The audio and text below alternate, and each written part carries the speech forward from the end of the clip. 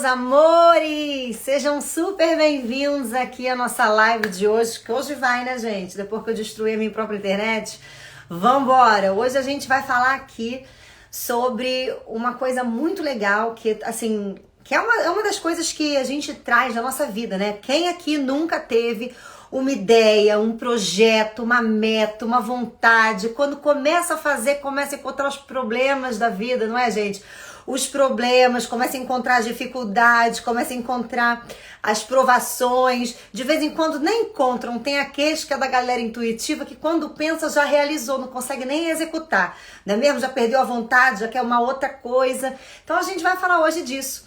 E a gente vai trazer para explicar tudo isso, né? Então, para quem tá acompanhando, para quem tá entrando hoje, né, aqui, primeira live, sejam super bem-vindos.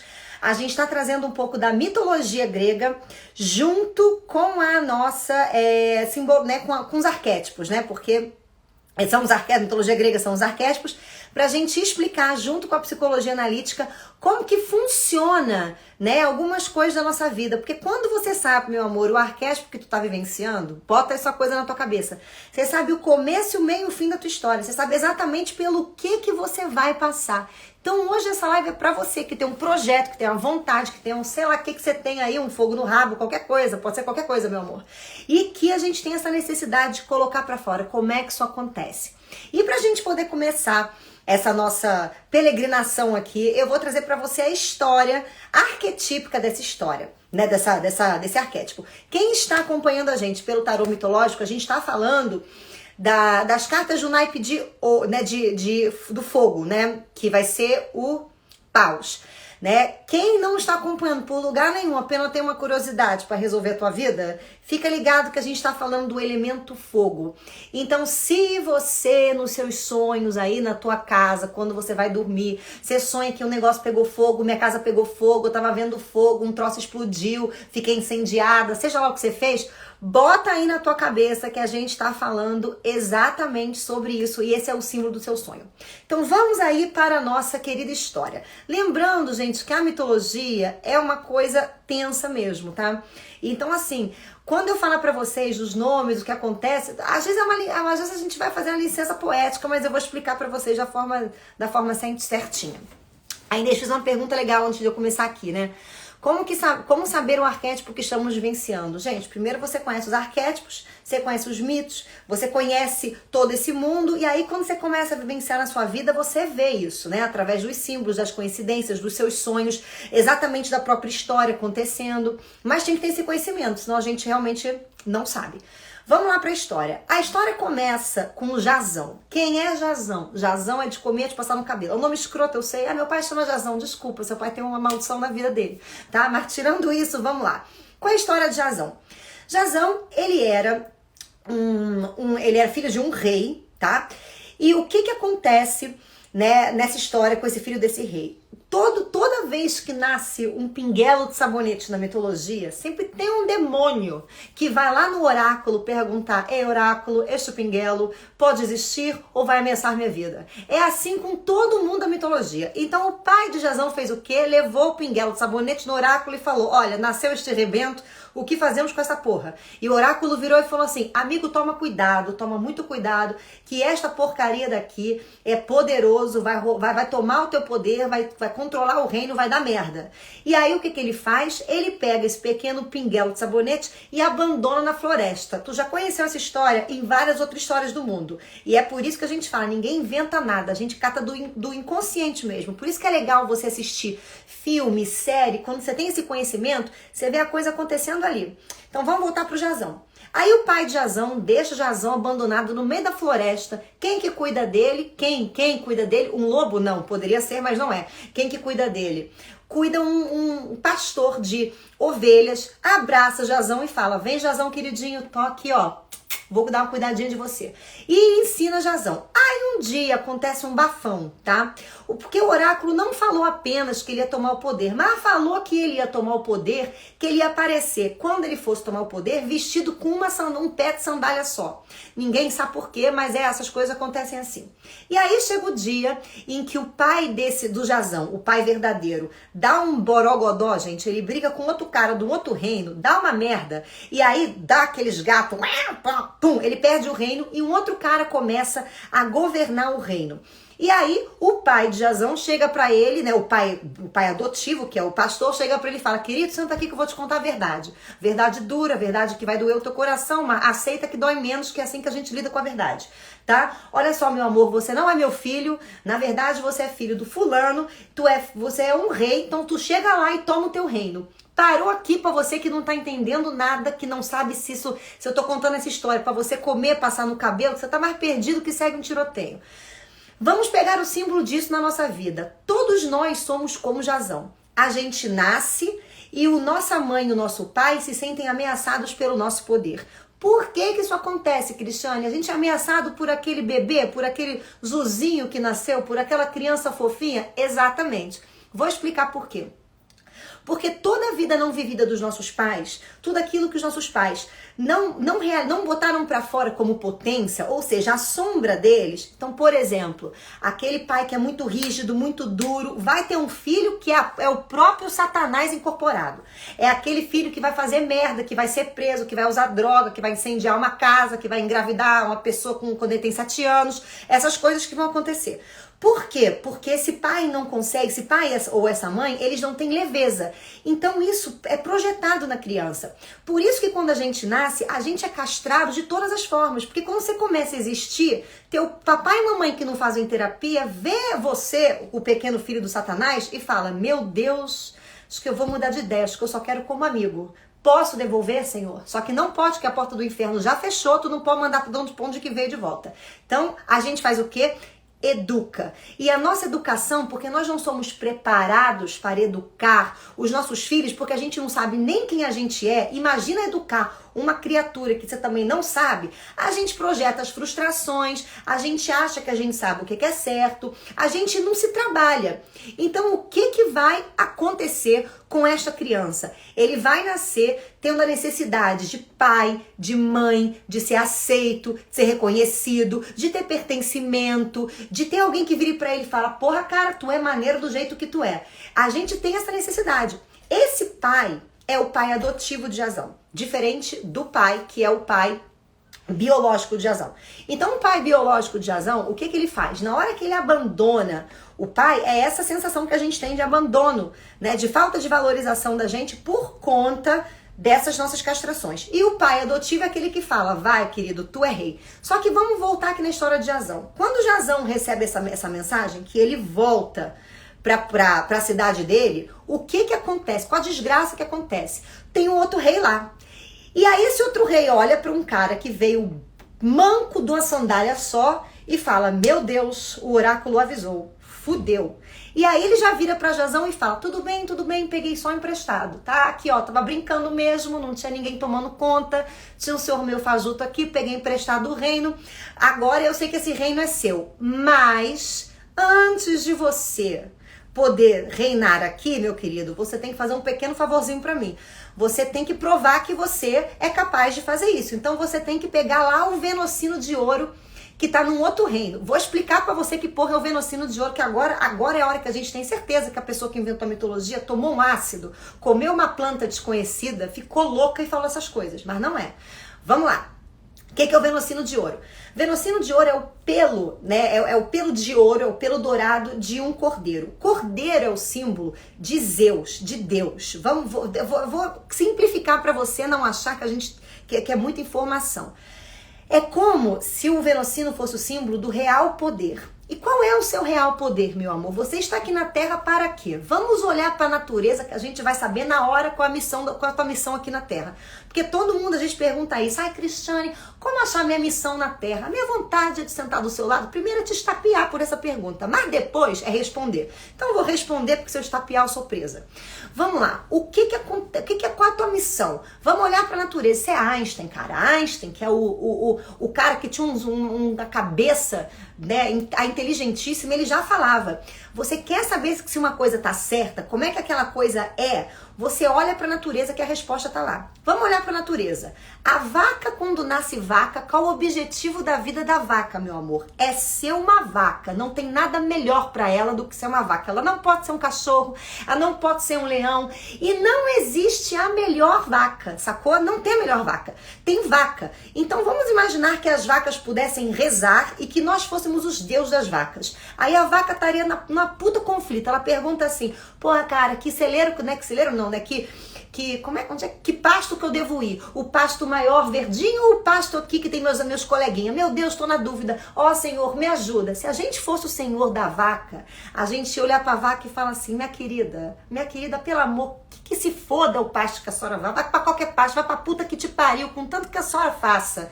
No pasto grande ou no pasto pequeno. A vida de vaca, a senhora coma como uma vaca, a senhora fecunde como uma vaca, a senhora fale com as amigas como uma vaca, tá tudo massa. Agora não enche a porra do meu saco. Só que a gente não pode fazer isso, a gente tem esse tipo de conflito. Oh meu Deus, o que é certo e errado? E a gente esquece que na nossa vida, a nossa missão é ser humano, é viver tudo que nós temos dentro de nós da nossa maneira humana. Na natureza existem, por exemplo, né, vaca, o jacaré, o lagarto. Aqui no humano existe eu, você, fulano. Existem mais espécies, vamos dizer assim. E isso é que é a sacada da psicologia, é você se aceitar.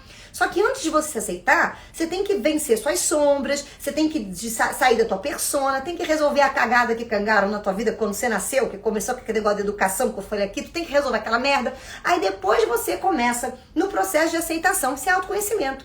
Então quando o Jazão chega lá e alguém fala pra ele, tu tem que provar que você é você, todos nós sentimos isso na nossa vida. A gente, em algum momento, a gente tem que se justificar, dizer o porquê que a gente quer uma coisa, por que a gente é assim, por que a gente sente do jeito, por que a gente acha outra coisa. Isso é um saco, porque as pessoas que não entenderam que a vida não é pra ficar aqui no certo, errado, é pra ser quem você é, não tem a menor noção de respeito. Então o que elas fazem? Em vez de, por exemplo, numa discussão, elas ouvirem a visão diferente do outro, e se o outro não concordar com ela, elas falarem, tá ok, você pode pensar do jeito que você é, e poderem inclusive ter a segurança de saberem o que elas pensam, e poder ouvir o que o outro pensa para falar, porra, isso aqui é interessante, pode me ampliar a consciência ou não, elas se justificam, falam, não, mas você não pode pensar assim, aí começa aquele encontro do Natal, sabe, quando a família se reúne, que um não aceita o outro, mas no Natal tem que comer o mesmo peru, é assim que funciona, é uma droga, e as pessoas não entendem, então o que é respeito, porque elas não têm essa segurança interior. Elas vêm com um problema de aceitação. E aí, o que vai acontecer com o Jazão? Vou continuar a nossa história. Ele vira pro cara e fala, tá bom, vou pegar essa porra desse Venucino de ouro. Aí ele faz o quê, meu amor? Ele liga pros amigos dele, porque ele não é louco de fazer uma coisa sem os amigos. Como assim? Quem são esses amigos que a gente liga, né? Vamos colocar assim. É todas as nossas qualidades. Quando a gente quer fazer alguma coisa, implementar uma meta, ir atrás de um sonho, primeira coisa que a gente faz, a gente antes de pegar esse sonho, a gente começa a se questionar se a gente pode querer isso, se a gente deve querer isso, como que é, como que não é, se alguém vai validar a gente. Imagina a gente nascer numa família de médico, aonde o avô é médico, o tataravô é médico, o tatataravô é médico, o bisavô é médico, seu pai é médico, a sua mãe é médico e você toca oboé. É um pouco complicado. E isso vai acontecendo ao longo da nossa vida. Então esse momento em que Jazão vai conquistar esse Venucino de ouro, é como se ele estivesse nesse processo de provar para ele mesmo e provar para todo mundo que aquilo que ele quer, que a ideia dele, o projeto dele é validado. Vamos colocar isso aqui agora, porque eu tô falando disso no sentido também interior, da gente poder ser agente, da gente estar no relacionamento e poder ser quem a gente é, poder falar o que a gente quer. As pessoas têm sérios problemas com a verdade, né? Elas vão ser agradáveis, elas vão ser o que o outro quer, ao invés de elas serem o que elas são.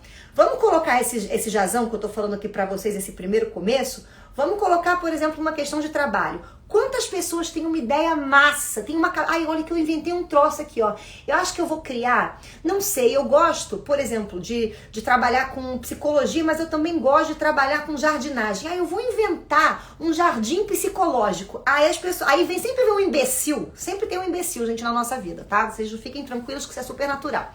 Sempre vem um imbecil do inferno e vira pra gente e fala assim, você é louco, não vai dar certo, não funciona, não sei o quê. E a gente começa a ficar instável nas nossas ideias. A gente começa a se questionar. E aí a gente vai fazer o quê? Ou a gente corta a relação com esse imbecil e arruma outro amigo que valide a gente, mas a gente não entende que se ele não acredita nas próprias ideias e capacidade dele, o problema é dele, tomara que morra, vá pro inferno, tomara que sofra na vida, tomara que leve 3 tapas do inconsciente na cara pra deixar seu idiota. Mas a gente acredita, então a gente vai atrás. Então, a primeira coisa que a gente tem que entender é que quando a gente tem uma ideia, uma energia criativa, quando a gente tem alguma coisa que a gente quer fazer, a gente tem que contar só com a nossa própria validação. E agora eu vou contar o resto da história para vocês entenderem. E aí Jazão faz o quê? Porque isso é tudo a gente se preparando interiormente para sair pro mundo e falar, tudo bom, galera, tive essa ideia, eu vou fazer que se foda todo mundo. É mais ou menos assim. Então vamos voltar para cá. Quando a gente começa aí montar aquilo que a gente quer, ir atrás daquilo que a gente quer, já decidiu, já deu 3 tapas na cara dos imbecis que apareceram na vida, tu já vestiu a camisa, chamou seus amigos que são suas melhores qualidades e falou, vamos embora pro mundo, vamos conquistar essa coisa? Maneiríssimo. O que vai acontecer? Agora começa a segunda parte. Jazão, então, faz o Argonauta. O que é o Argonauta? É um barco que tem esse nome horroroso, Argonauta. E todos os heróis da mitologia, por exemplo, Ulisses, que simboliza a inteligência, né? Os gêmeos, né? Castor e Pólux, que vão simbolizar pra gente a capacidade da gente entrar no nosso interior e vir aqui pro exterior com as nossas ideias, intuições, pensamentos, com o nosso eu. Todos os heróis da mitologia, Hércules, por exemplo, que é o ego forte, porque para você fazer qualquer coisa nesse mundo, meu amor, tu tem que ter. Ter o quê? Ter um ego forte. O que é um ego forte? Vou contar para vocês aqui as verdades, porque hoje eu trago verdade.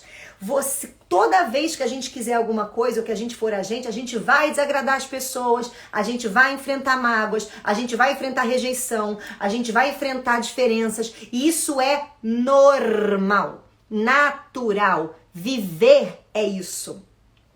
Né, o David colocou aqui assim, Arjuna, exatamente, David, isso vai entrar lá com a mitologia de Arjuna, né, de Krishna e Arjuna, né, que vai dar origem ao Bhagavad Gita, e é a mesma coisa. Então a gente precisa entender que vai ter desafios no caminho. E Jazão sabe disso? Sabe, por isso que eles somos coleguinhas dele. Faz o barco e vai. Chega lá na ilha, no lugar que ele tem que roubar o Venocino de ouro, né, que ele tem que pegar o seu poder, é o símbolo do seu poder, ele encontra uma pequena senhora, uma senhora ótima, senhora linda, senhora azulzinha, um docinho, chamado quem? Chamado Medeia. Medeia, ela era uma feiticeira. E esse Venocino de ouro, ele era cuidado por um dragão. Simbologia disso. Meu amor, quando você coloca o seu burro na reta, quando você coloca ali seu carro na estrada, sua vontade na vida, você vai vivenciar você vai lutar contra esse dragão. Que dragão é esse? Vou dar um exemplo aqui pra vocês. Isso acontece com todo mundo. Você vai fazer uma viagem, você vai viajar, sei lá, você vai viajar pra Europa, pra Itália, tá? E na Itália você faz tudo a pé. Você vai viajar pra Itália. Aí você compra passagem, marca o dia. Aí se você é um virginiano muito positivo, ou um capricorniano, ou um taurino, ou tem alguma coisa de terra em você, ou se você é uma pessoa só neurótica, que já tá bom, você faz o quê? Você faz um roteiro. E o teu roteiro tem até hora pra você soltar pum. Nessa hora a gente para, solta 3 peidos, volta a voltar, vamos no museu, fazemos um xixi, comemos aqui, fazemos isso. Você faz o roteiro. Chega na Itália, tá chovendo. Aí você faz o que com o teu roteiro? Você senta e chora, você rasga, você bate no senhor que leva as malas do hotel, você liga pra companhia e xinga, você manda um míssil pra acertar a cabeça de Deus que resolveu chover na tua viagem? Não, você faz o quê? Você lida com as adversidades, meu amor. Você lida com as situações. Você muda o plano, você vai ajustando, mas tu faz a viagem. Tu vai curtir, tu vai em todas as praças da Itália. Mas nem que tu vá vestir, nem que tu vá enrolado em papel bolha para não molhar o teu cabelo, nem que você vá lá e fique como um pinto molhado, você vai fazer a tua viagem, mas você vai lidar com as adversidades. Problema das pessoas. Pessoas que têm baixa autoestima, falta de autoconfiança, problema com complexo materno. Quem quer saber o que é o complexo materno?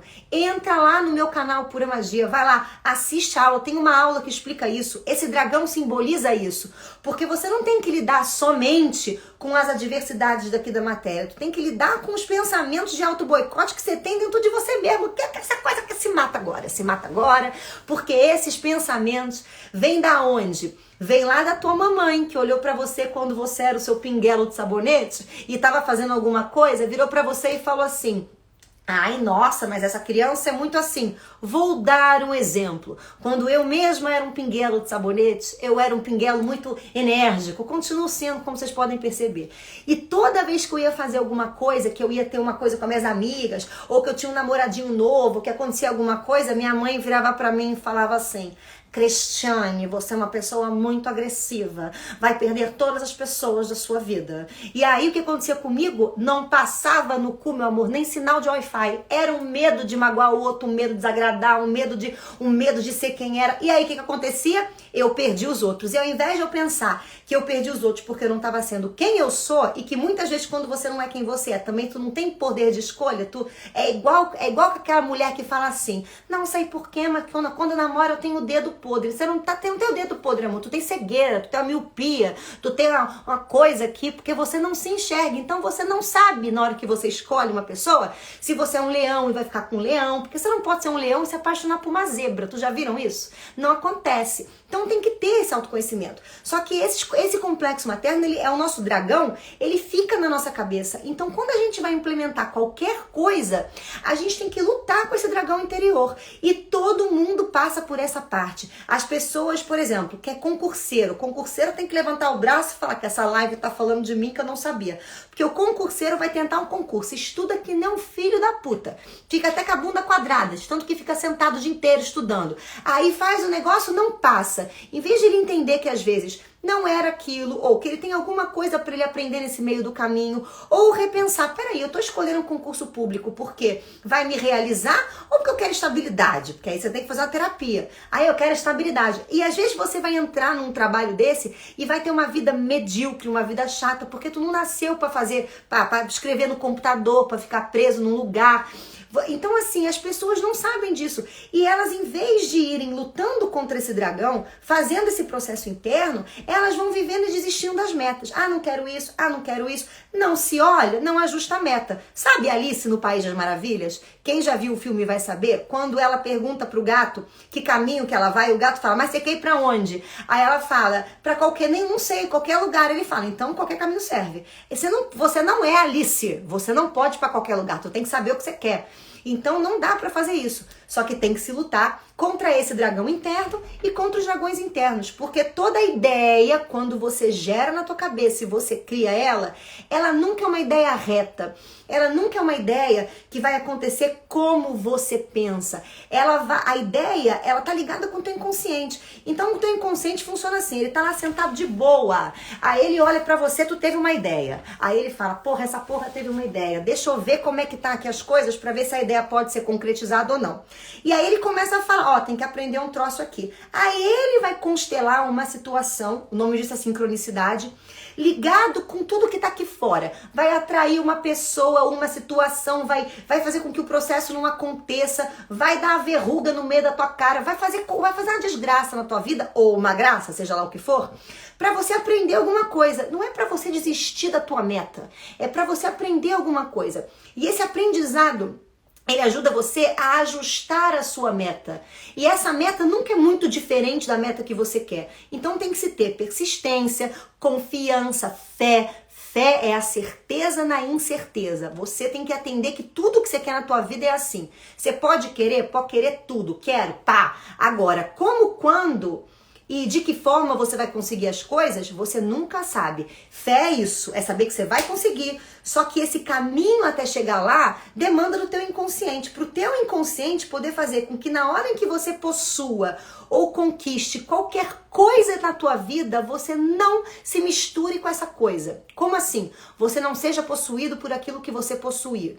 Quem é aquela pessoa que acha que vai ser rico e vai ter poder é possuído pelo dinheiro. O que ele não tem? Não tem porra nenhuma. Nem 2 neurônios para fazer sinapse. Porque ele não é o que ele faz. Ele é o que ele é, por isso ele faz o que ele faz. Só que ele não entende isso. Tira o dinheiro desse imbecil. Se mata, fica louco, trai a mulher, faz um monte de merda. Aí você fala, que criatura é essa, né? Tomara que faça o que com ela? Enfim, a gente pensa se o coronavírus não pega essa pessoa para levar, né? Brincadeiras à parte aqui, tá, gente? Que eu sei que tem gente aí, né, que tá sofrendo por conta disso. Mas dá vontade de fazer isso, né? Porque, pelo amor de Deus. E aí esse tipo de gente vai fazendo com que a gente fique, né, inseguro. E a gente vai aprendendo isso. É isso que a gente aprende. Ninguém aprende primeiro a se olhar. Então a gente tem que entender isso, que esse caminho é esse dragão que começa a acontecer, é o dragão da realidade, é o dragão do seu interior que você tem que lutar. Aí o que acontece com o Jazão? O Jazão conhece essa bafona da Medeia. Medeia é uma feiticeira. Por que aparece a Medeia na história de Jazão? Porque um homem, para saber o que ele quer, ele precisa se conectar com o seu sentimento, com a tua emoção, que é o que ele não sabe o que é. E a mulher, para poder saber o que ela sente, ela tem que desenvolver o raciocínio dela. Ela tem que aprender a separar as coisas. Por isso que a mulher fala muito, né? Porque a fala é uma forma de organização, que é o nosso ânimo e a nossa ânima, que eu fui falar para vocês já numa outra live que tá aí, que eu já me perdi onde é que tá. Então, se tu perdeu, tu dá a voltada aí, tá lá no IGTV, você acha. É assim que funciona, que é a conexão com o interior. O homem, quando ele se conecta com o teu inconsciente, ele encontra uma mulher. A mulher, quando se conecta com o teu inconsciente, encontra um homem dentro dela. Então é a gente casar essas duas energias.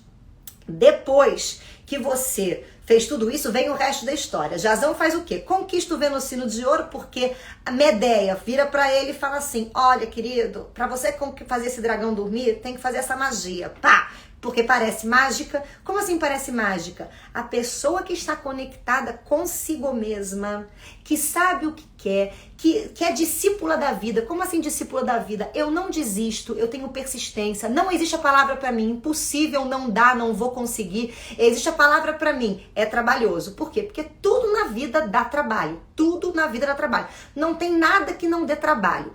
Você precisa, né? Trabalho é energia, trabalho é estar vivo. Então a gente tem que entender que tudo na vida tem um elemento de conquista, o que é altamente natural.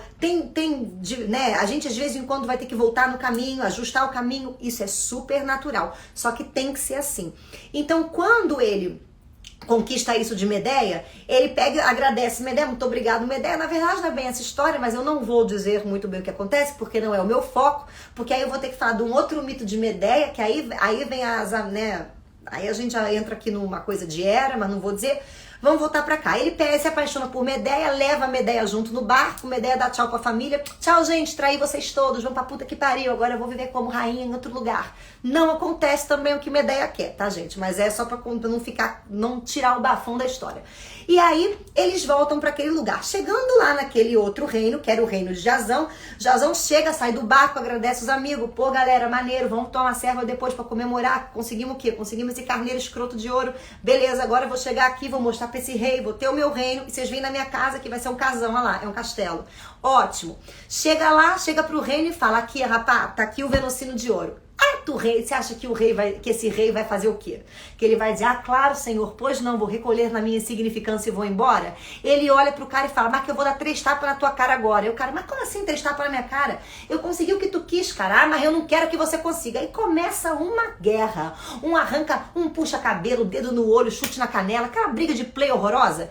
Então, e por que isso acontece? Porque quando você tem uma ideia e você começa a conquistar as coisas, sabe, a pouquinho das coisas, você vai entrar necessariamente, porque isso é arquetípico, no modo competição. O que é competição? Você começa a fazer um negócio que você não devia, que é olhar para o lado. olhar para o lado, você começa a se comparar. Então vamos dar um exemplo. Eu vou dar um exemplo que eu vivencio, né? Eu já trabalhei com várias psicólogas ao longo da minha vida. Só que eu tenho o meu jeito de trabalhar em set terapêutico. O que eu sou aqui com vocês na live, eu sou exatamente com os meus pacientes. Quando não, eu falo pra eles que eu vou nadar até o Brasil pra dar 3 tapas na cara deles porque eles não entenderam o troço. Essa sou eu. Só que essa sou eu. E não é a fulana, a ciclana, a beltrana. Então, por exemplo, às vezes, quando eu trabalho com supervisão, na equipe que a gente tem aqui de psicologia que trabalha junto comigo, quando a gente trabalha na supervisão, isso, às vezes as pessoas perguntam, mas como é que eu deveria fazer? Às vezes você faz assim, essa sou eu, e o seu jeito é o seu jeito. Não com as meninas hoje que trabalham comigo, já isso me aconteceu. As meninas que trabalham comigo são show de bola. Mas isso acontece. Então, o que a gente começa a perceber dentro desse processo? Que essa competição é ela que vai dar pra gente instabilidade. Como assim instabilidade? É a hora que a gente vira e fala assim, puta, será que o que eu tô fazendo tá certo? E a gente precisa de validação. A gente precisa da aceitação do público. Então eu vou contar um negócio pra vocês que eu não queria, porque eu tô criando demônios aqui contando isso, que é a maneira mais fácil de você ganhar autoridade moral. O que é autoridade moral? É quando a pessoa fala, tu abaixa a orelha, você aceita. Isso é autoridade moral. Como é que você cria autoridade moral? Quando você tem a certeza dentro de você que aquilo que você faz está certo. Para quem, cara pálida? Para você, somente para você, porque tem um sentido na tua vida e aquilo está equilibrado. Então vamos dar um exemplo. Já viram aquelas pessoas, isso acontece muito, tá? Acontece muito não, isso acontece muito na maternidade, né? Quando você tem que chegar pro teu filho e você tem que falar com ele duro porque a criança tá fazendo o quê? Tá lambendo uma tomada, tá, sei lá, tá se afogando num lugar, tá fazendo uma merda. Você não pode chegar pro seu filho e falar assim, queridinho, ainda mais se a criança for pequena, queridinho, não lambe a tomada, lamber a tomada, dá um choque, você vai morrer queimado. Não faz isso, meu amor, que a criança vai olhar pra você e falar, ah, gente, árabe, né? É assim que a criança faz, porque ela tem um ímpeto. Você às vezes tem que ser duro. Aí a mãe vira pra criança e fala assim, dá um berro e fala, não faz isso, depois fica culpada. Essa culpa é o que destrói a tua autoridade moral. Porque culpa é quando alguém não sabe que pode transitar pelos polos, que não é o fato de você falar gritando uma vez pra uma criança, é o fato de você não nutri-la emocionalmente que vai fazer com que você não seja uma boa mãe. E o que é nutrição emocional? Primeiro você faz autoconhecimento e descobre o que é. Que é você se nutrir. Depois você vai entender e respeitar os afetos das crianças, saber educar a criança sem virar pra ela e deixar ela entendendo que ela não pode sentir o que ela tá sentindo que é errado. Ela vai entender que ela vai sentir, mas que tem uma maneira de você poder lidar com aquilo. É completamente diferente. Isso é autoridade moral. É quando você tá certo. É quando você tá sereno. É quando você não precisa de aceitação e validação do outro. Você é você. Então você fala e aquilo vira até lei para quem é instável. É assim que funciona. Então esse momento de competição que a gente tem, ele vai gerando essa truncagem. A gente vai às vezes questionando o nosso trabalho. Só que o seu trabalho é seu. Eu vejo um monte de gente que fala assim pra mim, ai Cristiane, mas eu não consigo fazer live no Instagram. Às vezes é um profissional massa.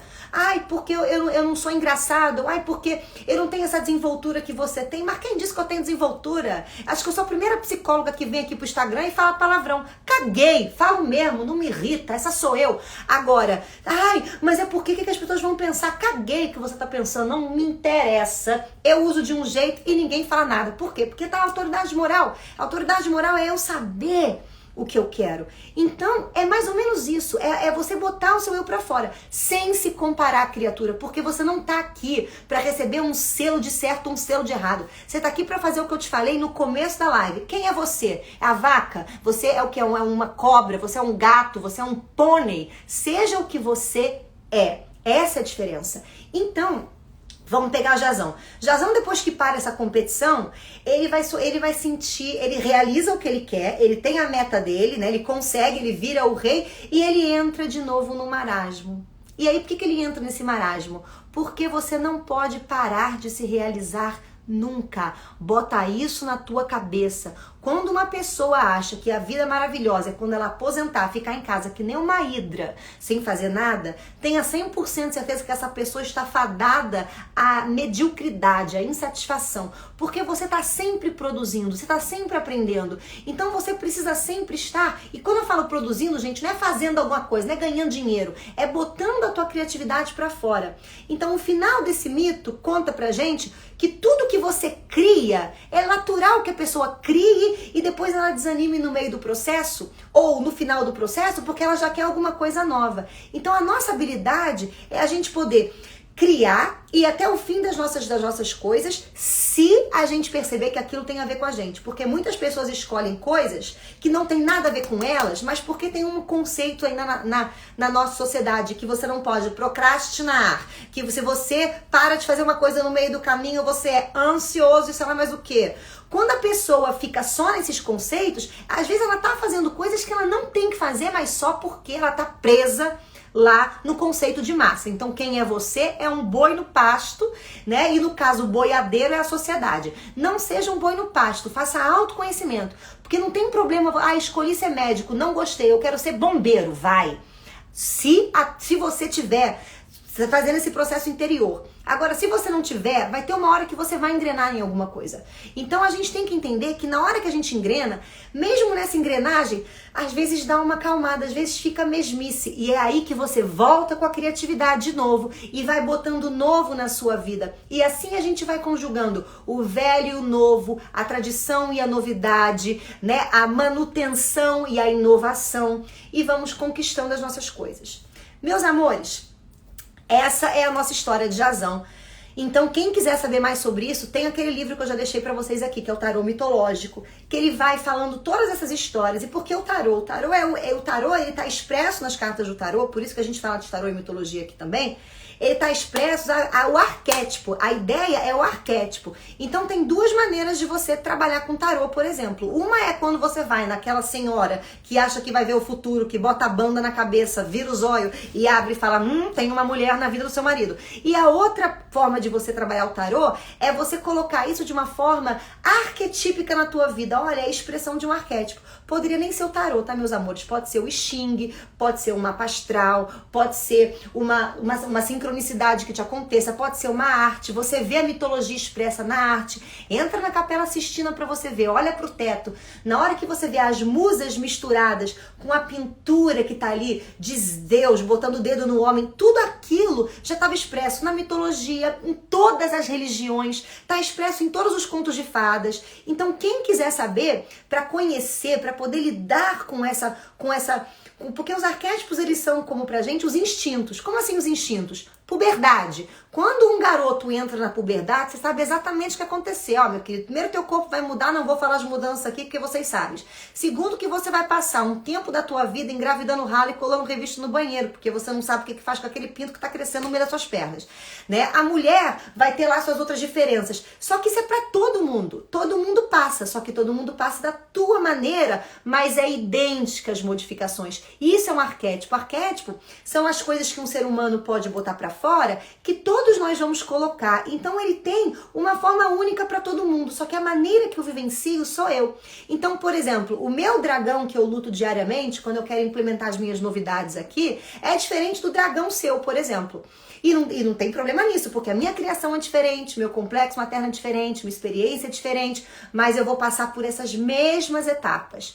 Então fica aqui, gente, a história de Jazão pra vocês, a história do arquétipo. Nossa próxima live, eu não tinha conseguido fazer essa live semana passada porque deu um problema na internet, que a gente descobriu depois que era geral, porque eu já achei que eu tinha estragado a minha internet, não era, né? Enfim, agora já tá ótimo aqui.